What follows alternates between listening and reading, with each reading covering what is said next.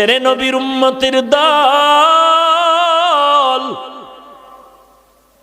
ওই মা যার দুনিয়ায় নাই, তোমার নামের শেষে একটা শব্দ লাগানো আছে পয়গম্বরের পক্ষ থেকে, তুমি ইয়তীম।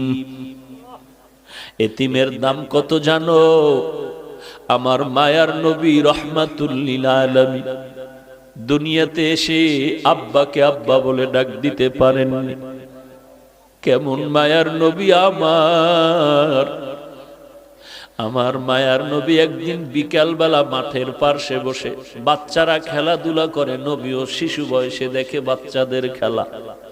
নবীর মনে খেলার কোনো আগ্রহ নাই, কারণ আল্লাহ 4 বার কুদরতি অপারেশন করে করে দুনিয়ার সব চাহিদা নষ্ট করে দিয়েছে। মায়ার নবী দেখতেছেন যখন সন্ধ্যা গনিয়ে আসছে, সব ছেলেদের বাবারা এসে ছেলেদের কোলে নিয়ে বাড়িতে রওয়ানা। আমার মায়ার নবী ডানে তাকায় আর বামে তাকায়, খুঁজে আমার বাবাই কই, আমার বাবাই কই। আমার নবী চোখের পানি ছেড়ে কান্না করেন, এই ছেলেদের বাবা আছে, আমার বাবাই কই।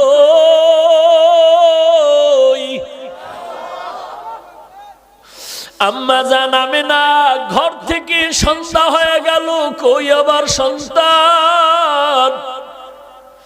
ঘরের দরজা খুলে বের হইয়া লোকদের দেখে বলে, দেখো বাবা, আমার সন্তান মুহাম্মদের তোমরা দেখছো নাকি? বলে, মুহাম্মদকে ভালো করে চিনি না, তবে একটা ছোট্ট বাচ্চা দেখছি রাস্তার কিনারায় আব্বা আব্বা বলে কান্না করতেছে।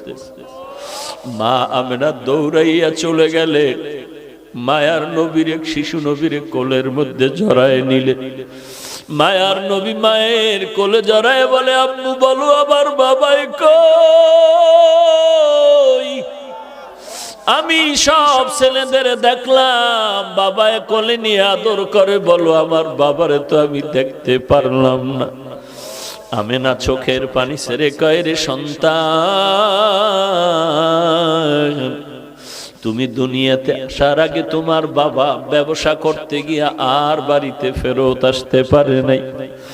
মায়ার নবী বলেন, আম্মা আমার বাবার কবরটাকে একটু দেখাইবা, আমি বাবার কবরের কাছে একটু সালাম দিতে চাই। মা আমেনা দৌড়ায় চলে গেলেন দাদার কাছে, আপনার নাতি তার বাবার কবর দেখতে চায়। দাদায় অনুমতি দিয়া বলে, দাসী উম্মে আয়মান আর আমেনা সহ রওনা হয়ে যাও, দেখাইয়া নিয়ে আসো। ঘোড়ার পিঠে বা উটের পিঠে 3 জন লোক রওনা হয়ে গেল, নবী বাবার কবর দেখবেন।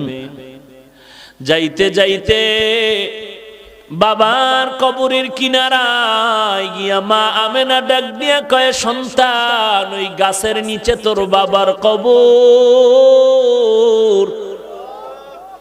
মায়ার নবী একটু লাফ দিয়া পড়িয়া বাবার কবরের কিনারায় চোখের পানি ছেড়ে কান্না শুরু করলে। আল্লাহ পাক ফিরিস্তা পাঠায় কয়, তাড়াতাড়ি আমার বন্ধুরে সরায় দেও, কারণ আমার বন্ধুর কান্না আসমানও সহ্য করতে পারে না, জমিনও সহ্য করতে পারে না, আমি আল্লাহও বরদাস্ত করতে পারি না, ফিরায় দাও।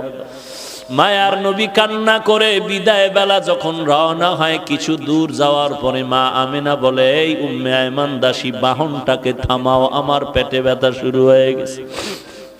মা আমেনা মাটিতে পড়ে গেলেন, ছটফট করে আর চোখের পানি ছেড়ে কান্না করে শেষ বিদায়ের বেদনা শুরু হয়ে গেছে। ডাক দিয়া কয়, দাসী উম্মে আয়মান, আমার কলিজার টুকরা সন্তানটার একটু আমার বুকের উপরে উঠায় দাও। মায়ার নবীর জড়ায় বলে, বাবা চির বিদায়ের সালাম,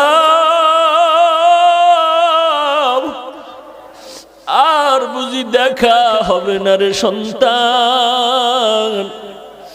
বাবার কবর দেখতে গিয়া আজ মাকেও তুমি হারিয়ে এতিমের মতো বাড়িতে যাইবা। মায়ার নবী কান্না করেন, ও মা, আমি কার কাছে গিয়ে একটু মায়ের আশ্রয় নিব, আদর নিব? মা আমেনা ওখানে কান্না করে করে এখানে বিদায় হয়ে গেলেন। এইবার 2 জন মানুষ, দাসী উম্মে আয়মান আর আমার নবী রওয়ানা। লম্বা ঘটনা। মায়ার নবী চলতেছেন, দাদা অপেক্ষায় আছে, এখনো কেন আসে না? হঠাৎ নজর করে দেখে বাহনের উপরে 3 জন লোক ছিল, একজন দেখা যায় না, ব্যাপারটা কি? কাছে আইসা নবী দাদার গলা জড়ায় ডাক দিয়ে কয়, দাদা। বাবারে দেখতে গিয়া মা হারায় চির এতিম হয়ে গেল। দাদার গলা জড়ায় কয়, আমি আর কাকে মা বলে ডাক দিব রে দাদা? এরে যুবক, ওই এতিম নবীর উম্মত, এই জায়গায় কত এতিম ছেলে আছো, মা নাই, বাবাও নাই। ওই মায়ের চেহারাটাও কি মনে পড়ে না রে সন্তান? ওই মাকে কত কষ্ট দিয়া চোখের পানি ফালাইছো,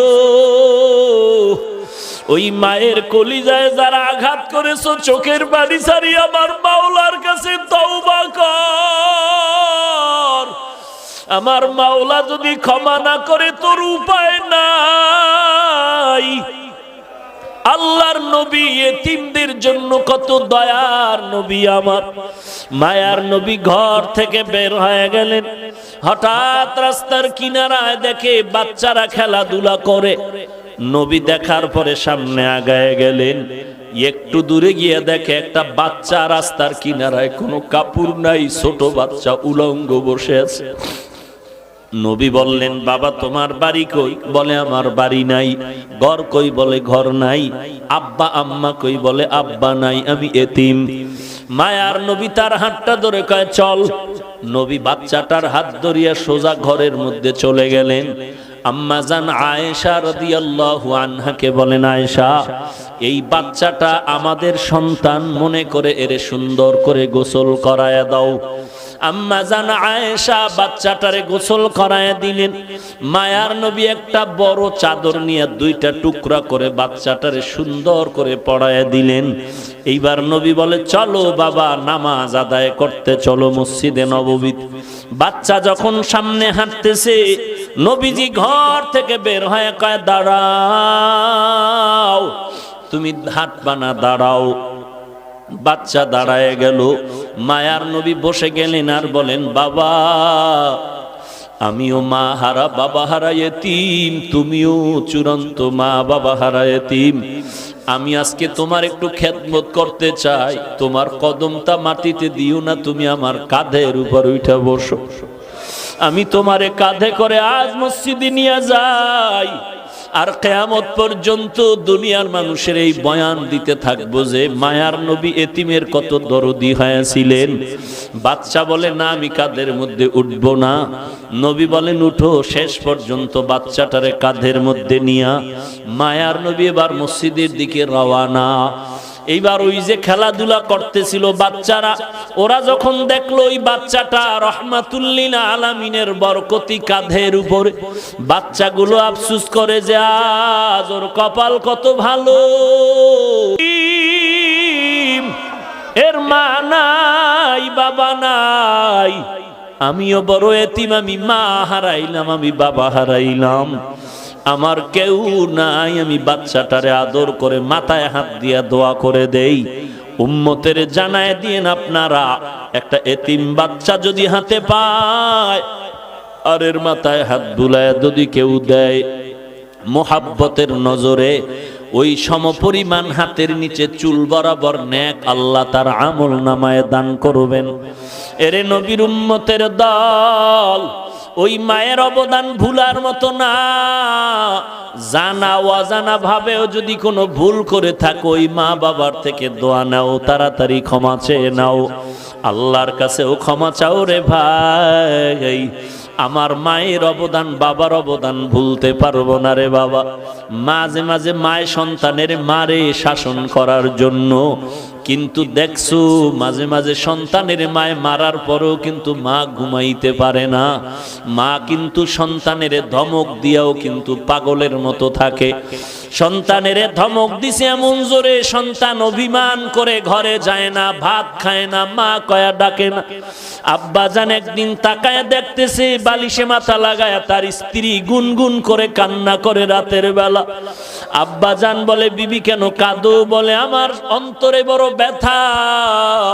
বলে, কি ব্যথা? বলে, একটা সপ্তাহ হয়ে গেছে সন্তান আমাকে মা বলিয়া ডাক দেয় না। বলে, কেন? বলে, আমি একটু শাসন করতে গিয়ে ধমক দিয়েছিলাম, এই কারণে রাগ করেছে, অভিমান করে আর ডাকে না।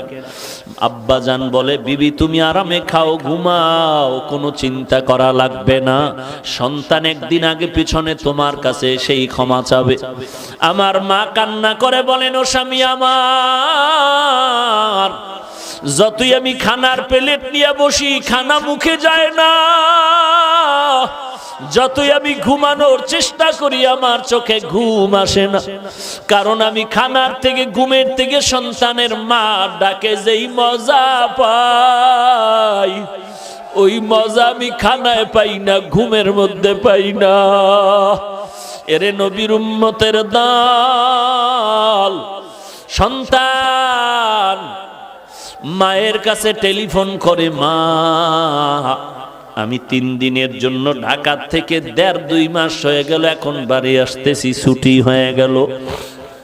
আম্মা জান তোমার জন্য কি নিয়ে আসবো? বলে, আমার জন্য কিছু লাগবে না, তোর বাবার জন্য যদি কিছু পারো তুই নিয়ে আসবি। এরে নবীর উম্মতের দল, সন্তান মার্কেটে গিয়া শপিং করে, মাকে বলে, মা বলো কি আনবো? মা বলে, কিছু আনা লাগবে না। বলে, মা তুমি এমন কেন করো? বলে, বাবা তুই আমারে কি দিয়া খুশি করবি? তুই যদি স্বর্ণের কিছু দাও তারপর আমি খুশি হতে পারি না। তুই তাড়াতাড়ি আয়, তোর চেহারাটা দেখলে যেই খুশি হব, ওই খুশি আমারে তুই কাপড় দিয়াও করতে পারবি না। তুই আমারে মা বলিয়া ডাক দিলে আমি বাজেই খুশি হব। এই খুশি তুই আমাকে কিছু দিয়ে করতে পারবি না। সন্তান সন্ধ্যা পেরিয়ে যাওয়ার পরে গাড়ির মধ্যে উঠিয়া মাকে মোবাইল করছে, আমি 12টার মধ্যে বাসায় চলে আসতেছি, মা তুমি দোয়া করো। প্রতিদিন মা ঘুমাইয়া যায়, আজকে মা ঘুমায় না, খানাও খায় না। সন্তান আসবে, একত্রে সন্তানের নিয়ে মা খানা খাবে। ঘড়ির কাঁটার দিয়ে তাকায় আর দেখে কখন 12টা বাজবে, সন্তান আইসা মা বলে ডাক দিবে। মা ঘড়ির দিকে বারবার তাকায়। এরকম দেখতে দেখতে 12টার কাঁটা ঘুরিয়া সামনে আগায় গেল। মা বলে, কি ব্যাপার, কোনো যানজটে পড়লো নাকি? এইবার চিন্তা গভীর হচ্ছে, বাবায় ঘুমায়। এবার মা ডাক দিয়ে কয়, আমার আব্বাজানকে ধাক্কা দিয়ে কয়, ছেলে এখনো কেন আসে না? 12টা বেজে 1টা বেজে গেল, এত দেরি কেন? একটু টেলিফোন করো। বাবারে উঠায় দিল। আব্বাজান টেলিফোন করে সন্তানের মোবাইলে, রিং হচ্ছে, কোনো রিসিভ হয় না, কেটে যায়, বারবার কেটে যায়, বারবার কেটে যায়। মায়ের অন্তরের মধ্যে কেমন যেন একটু সন্দেহ ভাব, নাকি আমার সন্তান কোনো বিপদের মধ্যে পড়ে গেল। এইভাবে কল দেয়, কেটে যায়, কল দেয়, কেটে যায়। বাবা মোবাইল রেখে আবার শুয়ে পড়ল। মা অস্থির হয়ে গেল, বাবাকেও বুঝাইতে পারে না মনের ব্যথাটা। শেষ পর্যন্ত আবার ধাক্কা দিয়ে কয়, ও স্বামী আমার সন্তান তো এত দেরি করতে পারে না, আমি অপেক্ষায় আছি, আমার সন্তান আসবে, আমি সন্তানের নিয়ে একত্রে খানা খাবো, আজকে মন ভরে খানা খাবো। কত অনুষ্ঠান গেল, আমি এক টুকরা গোশত খাই নাই আমার সন্তানের মায়ার কারণে। তুমি আবার একটু মোবাইল করো। বাবায় ঘুম থেকে উঠিয়া আবার মোবাইল করে, রিং হয়, রিসিভ হয় না, রিং বাজতেছে, রিসিভ হয় না। এইভাবে দীর্ঘক্ষণ যখন ট্রাই করা শুরু করলো, এক পর্যায়ে হঠাৎ করে দেখে মোবাইলটা রিসিভ হয়ে গেল। ডাক দিয়ে কয়, বাবা তুই কই? হঠাৎ বাবার কানে দেখে সন্তানের কণ্ঠের আওয়াজ নাই, অন্য লোকের আওয়াজ। ডাক দিয়া বলে, কে আপনি? বলে, মোবাইলওয়ালার বাবা। বলে, তাড়াতাড়ি অ্যাম্বুলেন্স নিয়ে আসো, তোমার সন্তান এখন পরকালের লাশ হইয়া মাটিতে পড়ে আছে। গাড়িতে উঠছে, গাড়ি অ্যাক্সিডেন্ট হয়ে রাস্তার পাশে গাছের সাথে বেজে আছে, মানুষ রক্তাক্ত হয়ে গেছে। বাবায় মোবাইলটা ফালায় বেউসায় বিছানায় পড়ে গেল। মা বলে কি খবর আমার সন্তানের? বলে তোমার সন্তানের অবস্থা খারাপ। মা এমন একটা চিৎকার দিয়া রাস্তায় বের হইয়া ঘরের দরজা দিয়া চিল্লায় বলে তোরা কে কোথায় আছো? আমার সন্তানের একটু আগায় আনতে আমি যাই। বাবা আমার মাকে সান্ত্বনা দিয়া ঘরে আটকাইয়া অনেক মহিলাকে বসায়া বলে এখানে ধরে রাখো। বাবায় তাড়াতাড়ি টেলিফোন করে অ্যাম্বুলেন্স নিয়ে লাশ নিয়ে যখন রওয়ানা, বাড়ির দরওয়াজা দিয়া যখন ওই বাঁশি বাজাইয়া ঢুকে, মা পাগলনির মতো দৌড়ায় আর বলে তাড়াতাড়ি ডালা খুলে দাও, আমার সন্তান কেমন আছে একটু দেখতে চাই। মা এবার সন্তানের চুমু খায় বলে মা বাবা তুই এই বাজার নিয়ে আমার কাছে আসার কি সংবাদ দিয়েছিলি? আমি তো আর খানা খাইতে পারলাম না রে বাবা, তোর জন্য খানা খাই নাই। আজ আমার কলিজায় তুই এমন আঘাত দিয়ে গেলি রে সন্তান। ওই মা ওই যে সন্তান করে করে করে করে কান্না করে করে এমন পাগল হয়ে গেল, দুনিয়ার কোন ডাক্তার আজ পর্যন্ত ওই মাকে ভালো করতে পারলো না। এরে পয়গম্বরের উম্মতের দল, ও পর্দার আড়ালের মা বোনেরা, তুমিও সন্তানের মা, একটু চিন্তা করো তোমার মাও তো একদিন এই রকমই মা ছিল। আজকে তুমি নতুন স্বামীর ঘরে আসছো, কত আরাম, কত আনন্দের শাড়ি পরিয়া, কত আনন্দের খানা। এমন একটা দিন আসবে সাদা কাপড়ের প্যাকেট হইয়া কবরে যাইবা, সবাই কান্না করবে, সন্তান মা মা বলে কাঁদবে, একটা জবাব দিতে পারবা না রে মা। আল্লাহ পাক বলেন ওয়াবিল ওয়ালিদাইনি ইহসানা, ওই মা বাবার সাথে ইহসান করো। যার মা নাই, যার বাবা নাই, ওই অন্ধকার কবরের কিনারা দাঁড়ায়া চোখের পানি ছেড়ে দোয়া করো, কোরআন তেলাওয়াত করো আর গুনাহ ছাড়ো, নেক আমল করো। ওই মা বাবার জন্য দিলটা ভরে নেক আমল করো। ওই মা বাবার সাথে যেন কোনো রকম বেয়াদবিমূলক আচরণ না হয়। আল্লাহ পাক বলেন ওই মা বাবার কেউ যদি বৃদ্ধ হয়ে যায়, খবরদার ধমক দিয়া কথা বলবা না, উপশব্দ বলার মতো কোনো শব্দ যেন না হয়। এরে নবীর উম্মত, যদি কথা বলতেই চাও সুন্দর ভালো আচরণ করো, এমন ভালো ওয়াকুল লাহুমা কাওলান কারীমা, এমন সুন্দর আচরণ করো। সুন্দর ভালো ব্যবহারের মানে হলো মা যেই ভাষাটা সহজে বুঝে ওই ভাষায় তুমি কথা বলো নরম ভাবে, এটাই হলো কাওলান কারীমা, আয় লাইয়িনান সাহলা, নরম নরম ভাষায় কথা বলো। ওয়াকফিজ লাহুমা জানাহাজ যুল্লি মিনার রাহমা, তোমার বিনয়ের ডানা মা বাবার জন্য বিছায়া দাও অনুগ্রহের সাথে। অর্থাৎ ডানা মানে মানুষের তো কোনো ডানা নাই, পাখির ডানা হয়। আল্লাহ কেন বললেন সন্তান তুমি বিনয়ের ডানা বিছায়া দাও? তার মানে পাখির ডানার মধ্যে সব শক্তি, ডানাটা যখন ধরে ফেলে পাখিটা দুর্বল। তোমার ডানা মা বাবার জন্য বিছায়া দাও মানে জীবনের সব কিছু মায়ের জন্য বাবার জন্য বিলীন করে দাও। তাও আবার মিনার রহমা, মানুষের চাপে না, সমাজের চাপে না, মিনার রহমা অনুগ্রহের সাথে। মনের মধ্যে কষ্ট নিয়ে মানুষকে দেখানোর জন্য করবা না, যা করবা দিলের মোহাব্বত নিয়ে করবা। অকুর রব্বির হামহুমা কামা রব্বায়ানি সগীরা, ওই মা বাবার জন্য প্রাণ খুলে আল্লাহর কাছে কান্না করে দোয়া করবা। ওই মা বাবার জন্য রব্বির হামহুমা, আল্লাহর কাছে সব সময় দোয়া করবা, আল্লাহ আমার মা বাবাকে তুমি রহম করো, মাফ করো, দয়া করো, যেমনি ভাবে তারা আমাদের উপরে দয়া মায়া করেছিলেন। এরে নবীর উম্মতের দল, একবার পারো কুল হু আল্লাহ সূরা আলহামদু সূরা দরুদ শরীফ পড়ে দোয়া করো। যদি দুনিয়াতে যার মা নাই বাবা নাই, যদি অন্যায় করে থাকো, ওই কবরের কিনারায় গিয়ে একটু দোয়া পড়ো, কান্না করো, চোখের পানি ছেড়ে দোয়া করে যদি ক্ষমা চাও, আল্লাহ পাক চোখের পানির বদৌলতে তোমার জীবনের সব গুনাহ মাফ করে দিবেন। ওই মা বাবার জন্য দোয়া করো, নিজেও কিন্তু আল্লাহর কাছে তৈরি হয়ে যাও, ইবাদত করবা আল্লাহর, আর কারো অংশীদার এখানে বানাইবা না।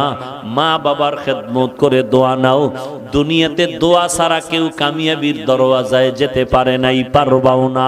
মুরব্বীদের দোয়া, সাদা দাড়িওয়ালাদের দোয়া, তোমার বয়সের যে বড় তার থেকে দোয়া নাও। গায়ের জোরে রাগ করে বাহাদুরি করে গাদ্দারি আর বেয়াদবি করতে পারবা, কারো থেকে দোয়া নিতে পারবা না। অতএব খবরদার ছাত্র ভাই, ওস্তাদ তোমার মুরব্বী শিক্ষকের থেকে দোয়া নাও, বিরোধিতা করবা না।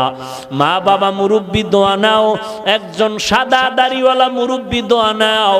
তোমার থেকে শিক্ষা একজনে আগানো, তার থেকে দোয়া নাও। তোমার থেকে একজনের সম্মান বেশি, ওই দিক থেকে সে অনেক দামি, তার থেকে দোয়া নাও। একজন রিকশার ড্রাইভারও যদি দেখো বুড়া, তার থেকেও দোয়া নাও। দোয়া ছাড়া তুমি আখেরাত বলো দুনিয়া বলো কোন লাইনে কামিয়াবি অর্জন করতে পারবা না। নিজের গুনাহের কথা স্মরণ করে তওবা করো। কোথায় কোন দিন কি পরিমাণ অন্যায় করেছো, আয়নার মতো সব সামনে পরিষ্কার। আল্লাহর কাছে তওবা করো, আল্লাহ জীবনে আর কোনো দিন গুনাহের কাছেও যাব না, আর কোনো দিন নামাজ ছাড়ব না, নবীজির সুন্নতের বিপরীত চলব না, সহিভাবে কোরআন পড়ে আমল করে চলব, মুরব্বীদের দোয়া নিয়ে চলব, ওলামায়ে কেরামের দোয়া নিয়ে চলব, বিরোধিতা করে গুনাহগার হব না। গলায় ছুরি আসলেও নবীর বিরুদ্ধে যাব না, দেশের বিরুদ্ধে জাতির বিরুদ্ধে ষড়যন্ত্র করব না। তওবা করার যদি খাঁটি নিয়ত হয়, খাঁটি তওবার নিয়তে দুটো হাত আল্লাহকে দেখায়া দাও। আয় আল্লাহ, সবার হাত আপনি কবুল করে নেন, তওবা কবুল করে নেন, তওবার উপরে মজবুত হয়ে চলার তৌফিক দান করেন। আয় আল্লাহ, আমার প্রত্যেকটা মুরব্বী উলামায়ে কেরামদের কবুল করে নেন। আয় আল্লাহ, ব্যবসায়ী চাকরিজীবী শ্রমিক সবাইকে কবুল করে নেন। আমার ছাত্র ভাই যুবক ভাইদের কবুল করে নেন। আয় আল্লাহ, আপনার পছন্দের বান্দা হিসাবে কবুল করে নেন। নবীর তরিকা সুন্নত অনুযায়ী চলার মতো, আমল করার মতো তৌফিক দান করেন। ওলামায়ে আহলে হকের পক্ষ অবলম্বন করে চলার তৌফিক দান করেন। আয় আল্লাহ, গুনাহ মুক্ত জিন্দেগি দান করেন। আমিন। আলহামদুলিল্লাহি রাব্বিল আলামিন।